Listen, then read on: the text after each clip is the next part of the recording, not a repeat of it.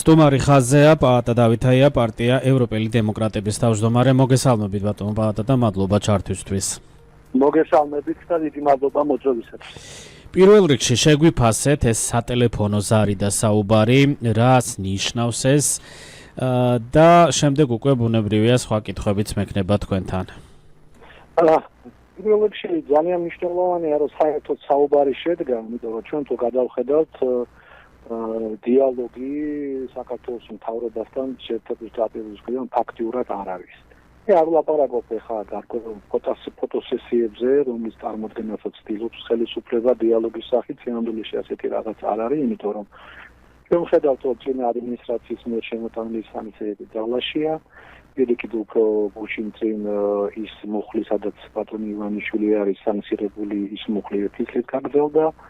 მეორე ჩვენ ხედავთ რომ თავიზო თემა რაც იყო ყველაზე დაადვილებული კავკასიის რეგიონის საქართველოსთვის დამძიმდა და ფაქტურად აფრიკულ ქვეყნების დონეზე დავედით და საგარანტიო თანხებს ითხოვენ ვიზის მისაღებად. ჩვენ ხედავთ ის რომ სამხედრო თანამშრომლობაზე ყველაფერი შეჩერებულია, რაც მთავარი სტრატეგიული პარტნიორობის ხელშეკრულებაა გაჩერებული არის. არანაირი წინსვლა ამ კუთხით არ ყოფილა. და ამ ფონზე საუბარი მნიშვნელოვანია მიმარჩნია. ის ინფორმაცია, რასაც ვფლობ და აქ საუბარი არის იმაზე, რეალობა რაც არის შექმნილი რეგიონში, რა თქმა უნდა, ეს სატელეფონო საუბარი პირველის ყოვლისა ეხება ირანში ვითარებას და ეხება ამერიკის ინტერესებს ამ რეგიონში. ეხლა ჩვენ თუ კარგად გადავხედავთ სიტუაციას და ის საბრძოლო მოქმედებები რაც მიმდინარეობს, საქართველოს ერთ-ერთი სტრატეგიული ადგილი არის ამ თვალსაზრისით და რასაც სახელმწიფო დეპარტამენტმა თავის განცხადებაში გაუსვა, ეს არის გაუსვა ხაზი, რაც მე არაერთხელ მიტყვია თქვენთან ეთერშიც, ეს არის დიდი ინტერესი შავი ზღვისპირეთის აკვატორიაზე, იმიტომ რომ რეალურად მომავალში შავი ზღვა გახდება ერთ-ერთი მთავარი პოლიტიკური შეტაკების ადგილი რუსეთის ფედერაციასა და შეერთებულ შტატებს შორის, იმიტომ რომ იცით თქვენ რომ სამხედრო დოქტრინა რუსეთის ფედერაციის გულისხმობს სრულ დომინაციას, დომინირებას შავ ზღვაზე, ხოლო ამერიკული მხარემ ამ დოქტრინის გამოყენების შემდგომ ღია წინააღმდეგობა გაუწია. რაც მინდა ხაზი გაუსვა, ხაზგასმული არის რუბიოს სახელმწიფო დეპარტამენტის განცხადებაში და ამის ნათელი დასტური არის ტრაბზონთან დიდი სამხედრო საზღვაო ბაზის მშენებლობა, რომელიც ძალიან სწრაფი რეჟიმით მიმდინარეობს და ფაქტობრივად დასრულებული არის. ეს იყო საპირწონე ოჩამჩირის საზღვაო ბაზის მშენებლობასთან და გახსნასთან დაკავშირებით. აი ამ ფონზე საუბარი მე ვფიქრობ მნიშვნელოვანი არის, კიდევ ერთხელ მინდა ამას ხაზი გაუსვა, მაგრამ ამ საუბარზე ჩვენ არ უნდა გქონდეს აგებული ძალიან დიდი იმედები, იმიტომ რომ ქმედებები რომელიც არის შეერთებული შტატების მხრიდან და კითხვის ნიშნები რომელიც არის შეერთებული შტატების მხრიდან საქართველოს მთავრობის მიმართ ჯერ მოხსნილი არ არის. და ბატონო პაატა, ალბათ ისიც საყურადღებოა, სანამ ეს ზარი გაიმართებოდა, თქვენ იცით რომ ადმინისტრაციის წარმომადგენელი ანაკლიაში იმყოფებოდა და ანაკლიის პორტის მშენებლობის საკითხს გაეცნო და აქვე იცით რა მაინტერესებს, როდესაც ირანზე არის საუბარი, ნიშნავს თუ არა ეს იმას, რომ ეს ზარი შეიძლება უკავშირდებოდეს ამერიკის შეერთებული შტატების სამომავლოდ გადაწყვეტილებას, რომელიც გულისხმობს გარკვეულ სახმელეთო ოპერაციების განხორციელებას ირანში. რა თქმა უნდა, თქვენ ძალიან სწორად გაუსვით ხაზი, ეს სახმელეთო ოპერაციები რატომ? მოდი პირველ რიგში შევხედოთ ორი კუთხით. პირველი კუთხე, ვიცით თქვენ რომ სომხეთი და აზერბაიჯანი უკვე სტრატეგიული პარტნიორები არიან და ჩვენ გაგვიჩერდა. და ამ კუთხით საფრთხე რა არის, იცით, თუ სახმელეთო ოპერაცია დაიწყო, დიდი საფრთხე აქვს ქვეყანას ჩვენს დევნილებთან დაკავშირებით. იმიტომ რომ დევნილების პირველი ტალღა იქნება სომხეთზე და მეორე ტალღა საქართველოსზე. და ჩვენი საზღვრები დაუცველია, იმიტომ რომ ხამოდით მარტივად რო ვთქვათ, იმდენი რაოდენობა მოსახლეობის ირანში რო დაიძრას დევნილთა მასა, დაუშვათ 200-300 ადამიანი. 200-300 ადამიანი 92 მილიონიდან ძალიან ცოტაა, ხო? აქედან გამომდინარე, მაგრამ საქართველოსთვის 300,000 ძალიან ბევრია. ეს 300,000 ისე კი არ დაიძრება, როგორც ვთქვათ, მოსეირნება, მას უყოფილი ექნება დაცვა, იმიტომ რომ სამხედრო შენაერთები, რომლიცაც ახლა ის ოჯახი წევრები, რომლებიც გადმოვლენ, ქალები და ბავშვები პირობითად ეს ასე მოხდა, ის დაცული იქნება შეიარაღებული ჯგუფების მიერ. შეიარაღებული ჯგუფი 200-300 ადამიანის დამცველი შეიძლება იყოს დაახლოებით 3-4 ადამიანი, რაც ძალიან დიდი ციფრია საქართველოსაც. ამიტომ საზღვრებზე ჩვენ დიდი საფრთხეები გველის ამ შემთხვევაში. აქედან გამომდინარე, პირველი ვარიანტი ეს არის, რომ სატელეფონო საუბარი შეიძლება ამასაც ამ საფრთხეების განხილვაც ხდებოდა, ყოფილიყო, იმიტომ რომ რეალურად სახელმწიფო დეპარტამენტის განცხადაში ხაზგასმული არის ის უსაფრთხოების საკითხები, რაც კავკასიას ეხება და ეს ერთ-ერთი მთავარი თემა. მეორე თემა, რაც თქვენ თქვით, ეს შეიძლება იყოს სამხედრო ოპერაციების განხორციელების პერიოდში აეროდრომების გამოყენება, ჩვენი სხვა მიზანმიმართული საკითხები ამ კუთხით შეიძლება არ იყოს და მესამე ეს შეიძლება ლოჯისტიკიდან გამომდინარე საქართველოს გამომგებიანია ლოჯისტიკას გულისხმობს სამხედრო ლოჯისტიკას ამ თვალსაზრისით მინდა შეგახსენოთ როცა ჩვენ სტრატეგიული პარტნიორები ვიყავით ავღანეთთან და ავღანეთში საბრძოლო მოქმედებების პერიოდში საქართველოს ლოჯისტიკური ჰაბი იყო სამხედრო ბაზის შეერთებული შტატების აქედან გამომდინარე აქედან გამომდინარე აი ეს არ გამოვრიცხავ რომ აი ამ სამი კუთხით შეიძლება განვითარებული იყო მოვლენები რაც შეეხება პოლიტიკურ კუთხეს რაშიც დარწმუნებული ვარ და არამერი პოლიტიკური საუბარი არ იქნებოდა იმიტომ რომ პოლიტიკური საუბარი რო ყოფილიყო ამაზე ორივე მხრიდან იქნებოდა მინიშნება პოლიტიკური საუბარი არ ქონა მეტყველებს არანაირი შერბილება არ ხდება აი თქვა დიპლომატიაში აიღეთ როდესაც რაღაც შეთანხმება ხდება რაღაც წყალებში კულუარულად მერე ხდება პოლიტიკური ნაბიჯების გადაწყვეტა მერე უკვე ღია საუბარი რაღაც მიღწევების გამტკიცება ასეთი სტილი არც კი მინიშნება ყოველ შემთხვევაში ეხლა რაც ვხედავ ანაკლის სპორტს რაც შეეხება ჩატარდა მონიტორინგი პირდაპირ მინდა გითხრათ შეერთებული შტატების მხრიდან მარტივი მიზეზის გამო არანაირი ჩინური ინვესტიცია განხორციელებული ანაკლიაში არ არის და ვერც იქნება არაერთელ მithია ამაზე იმიტომ რომ 40 კილომეტრში დგას რუსული წყალქვეშა ნავი და აქედან გამომდინარე ასეთ ფონზე გარდა ისეთი სტრატეგიული ყოფილი ჩვენი პარტნიორები როგორც შეერთებული შტატები იქ ინვესტიციას არავინ არ გადახორციელებს იმიტომ რომ ვინც ინვესტიციას იქ განახორციელებს მას შედება უსაფრთხოება და ჩინური ინვესტიციის განხორციელების შემთხვევაში ჩინეთი რუსეთთან გარდაიწყებს ამიტომ ეკონომიკურად მათ არ უღირს ამის განხორციელება მე ხა ეს არ არის ჩემი ანალიზი მე ძალიან მჭიდრო ურთიერთობა მაქვს ჩინეთის საელჩოსთან ჩვენ არაერთხელ ვსაუბრობთ ამ მიმართულებით იმიტომ რომ ჩემი პოზიცია მათ იციან რომ წინააღმდეგი ვარ განხორციელების ამ ინვესტიციების და ამიტომ ვიასაუბრებით და მათ დამიდასტურეს რომ არცაც ჯერ ინვესტიციები განხორციელებული არ არის არის შესწავლის კომპანიები არის მაგრამ თანხები ჩადებული არ არის და მიზეზი ეს არის რა რეალურად ამიტომ ამერიკული მხარე დაინტერესებული არის მე როგორც ვფიქრობ ისინი იტოვებენ იმედს რომ შეიძლება ამერიკული კომპანიებიც შემოვიდნენ ხაზს რომ ამერიკული კომპანიებისათვის ეს მნიშვნელოვანი არის იმ თვალსაზრისით რომ მათ აქვს უნარი თავისი ინვესტიციები დაიცვალა აი ძალიან გადაჯაჭვულია ეს ყველაფერი ერთმანეთს ეს რეგიონში და საერთოდ საქართველოს ხელისუფლება ძალიან ფრთხილად უნდა იყოს იმიტომ რომ ძალიან დიდი მოთამაშეების კიდეობა იწყება შავი ზღვაზე და განსაკუთრებით ჩვენს აკვატორიაში რომელიც ძალიან მომგებიანია როგორც სამხედრო თვალსაზრისით ასევე ეკონომიკური თვალსაზრისით რას ნიშნავს ეს სიფრთხილე მოქმედებაში ბატონო პაატა და აქვე ძალიან მნიშვნელოვანი კითხვა მინდა დაგისვათ და ძალიან მაინტერესებს თქვენი პასუხი იმ შემთხვევაში როდესაც ჩვენ ვსაუბრობთ რომ სავარაუდოდ ამ სატელეფონო საუბრის ფარგლებში იყო განხილული ირანის საკითხი და იქ სავარაუდო სახმელეთო ოპერაციის გადაწყვეტილებასთან დაკავშირებით საქართველოს პოზიცია და როგორ ფიქრობთ თუ ასე დადგა საკითხი, რომ ამ ოპერაციისთვის საქართველოს ტერიტორია უნდა იქნას გამოყენებული. ამ შემთხვევაში ოფიციალურად თბილისის პოზიცია როგორი უნდა იყოს და მე დავუბრუნდები თქვენს სიტყვას, ფრთხილად უნდა იყოს საქართველო, ეს მოქმედებაში როგორ ითარგმნება და რას ნიშნავს ეს? მე ძალიან მარტივად გაგცემ პასუხს, მე რას გავაკეთებ? მოდი პირდაპირ გეტყვით. მე არ მივცემდი საშუალებას საქართველოს ტერიტორიის გამოყენების სამხედრო ოპერაციებში ჩასატარებლად.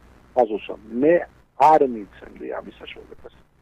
იმიტომ რომ ეგ არის ძალიან სახიფათო ჩვენი ტერიტორია, ჩვენი რეგიონისათვის, მაგრამ შეიძლება გამოყენებული იყოს საქართველოს ტერიტორია, საუბარი არის ტექნიკური მხარეებიდან, ლოჯისტიკის იმით, ეს ჩვენ ავღანეთშიც მონაწილეობდით ამ თემაშიც და ეს ძალიან კარგად იცის მუსულმანურმა სამყარომ, აქ კიდევ ხომ დახაზე გავსვა ჰუმანიტარულ ტექნიკურ საშუალებებზეა ლაპარაკი და არა სამხედრო წერტილები, რომელიც შეიძლება გამოყენებული იყოს საქართველოსთან ბათუმის ირანზე. ეგ გამორიცხული არის, ამიტომ აქ ჩვენს პარტნიორებთან მოსარიდებელი არაფერი არ არის, იმიტომ რომ პირველ რიგში ჩვენ უნდა გამოვიდეთ ჩვენი ქვეყნის ინტერესებიდან. ეგ არის პრინციპული საკითხი.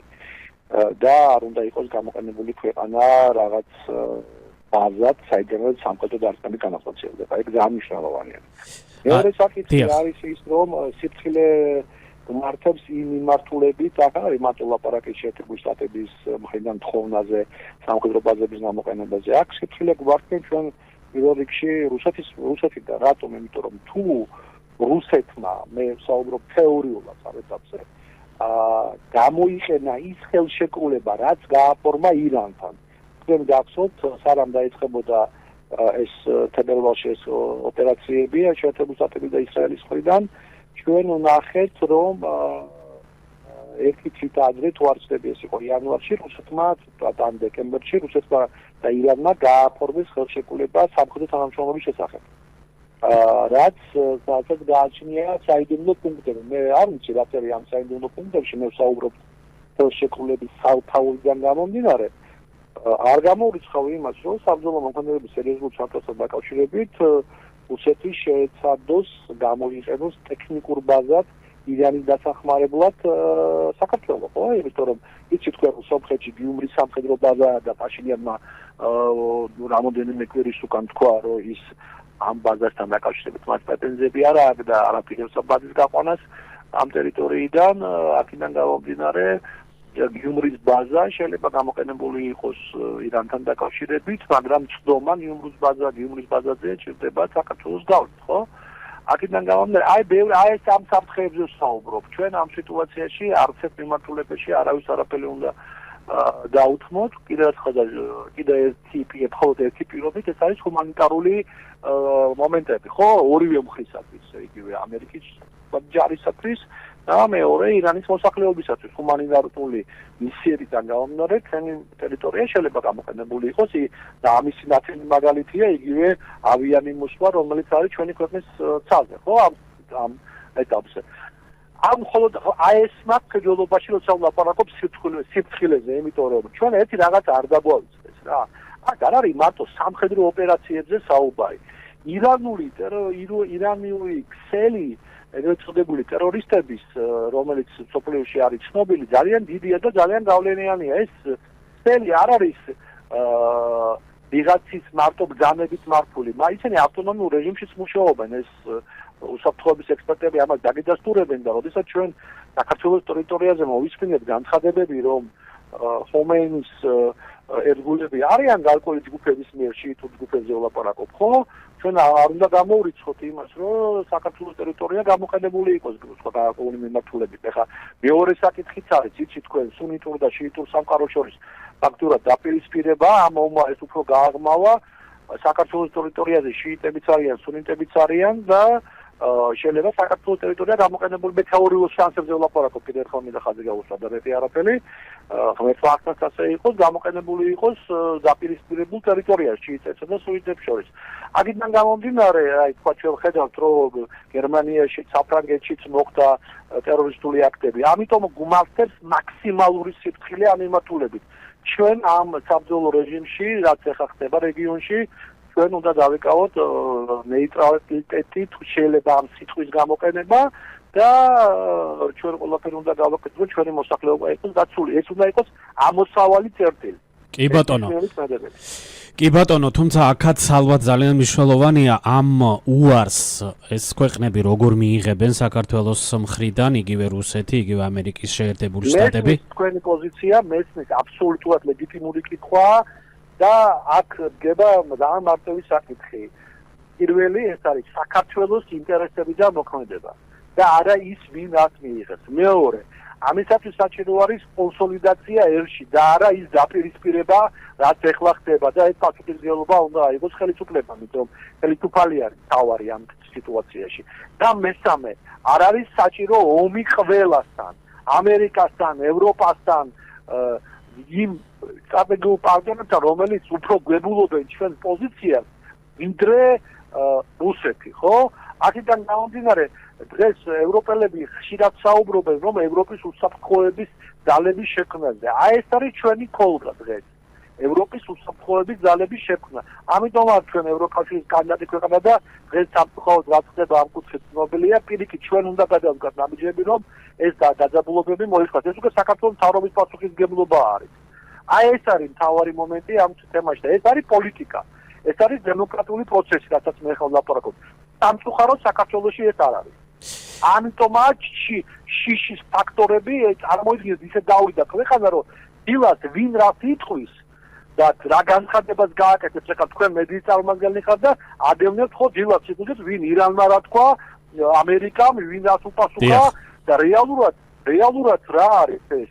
ესე იგი დამოკიდებული ვართ ვიღაცების განცხადებაზე და ისე შემჭიწროვდა სამყარო ისე პატარა გახდა რომ ჩვენ იმად განცხადებებს უყურებთ და არა სიტყვაზე საქართველოში ხო ხდებით? ამიტომ ამის შემოვალი ძალიან პლანური და მოქმედება ამ კუთხით. კი ბატონო და არ შემიძლია არ კითხოთ 31 მარტთან დაკავშირებით პრემიერ-მინისტრმაც გააკეთა განცხადება.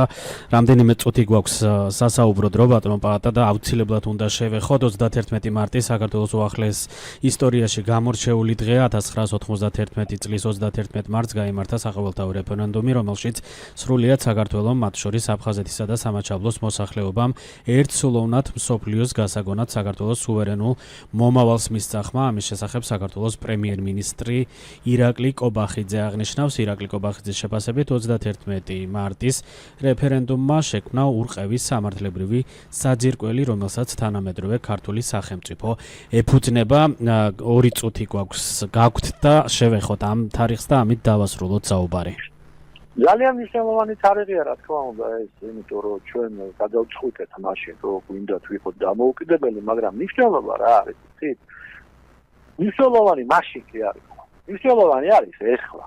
ეხლა იმიტომ რომ ჩვენ დღის წესრიგში გვიდგას ჩვენი სუვერენიტეტისა და დამოუკიდებლობის შენარჩუნება. ერთია დეკლარირება, რაც ჩვენ გავაკეთეთ, რაც საქართველოს გააკეთა, რაც ქართველმა ერმა გადაწყვიტა და მაგრამ მეორე არის ამის დაცვა. ჩვენ იმ დღის შემდეგ სულ დაცვის რეჟიმში ვართ. ეს იყო აფხაზეთი, ეს იყო ცხინვალი, ეს იყო 2008 წლის ომი, ეს დღემდე მუხარები, ეს არის ბორდერიზაცია, ეს არის ყველა ის ქმედება და ბრძოლა რუსეთის ფედერაციის მხრიდან, რაც ნიშნავს ჩვენი სუვერენიტეტის შერყევას, ხო?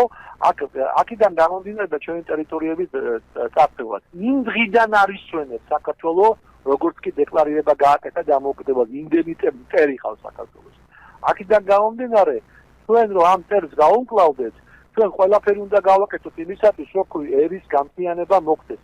და ეს არის ამოსავალი წერტილი ამ ბრძოლის, იმიტომ რომ ნებისმიერი აი ჩვენი მტერი, რომელიც განსაკუთრებით რუსეთმა იცით ერთი რაღაცა, ქართველების დაპირისპირების ხარჯზე ის მას ყოველთვის მიაქვს ტერიტორიები და მან ეს კარგად დაინახა და კარგად შეისწავლა. თქვენ თუ გადახედავთ უახლოეს პოლიტიკურ ისტორიას, ნახავთ რომ მხოლოდ საქართველოში დაპირისპირების ფონზე ხდება ტერიტორიების წარსულობა. ამიტომ არის მნიშვნელოვანი ამ თარიღში ჩვენ ყველა ეს თარიღი ყველამ გავითავისოთ და ყველაფერი გავაკეთოთ, რომ პიროვნული ინტერესები გადავდოთ და სახელმწიფო ინტერესები დავაყენოთ ყოველთვის წინ. მადლობა, ძალიან დიდი მადლობა რომ გამონახეთ და პასუხობდით ჩვენს კითხვებს.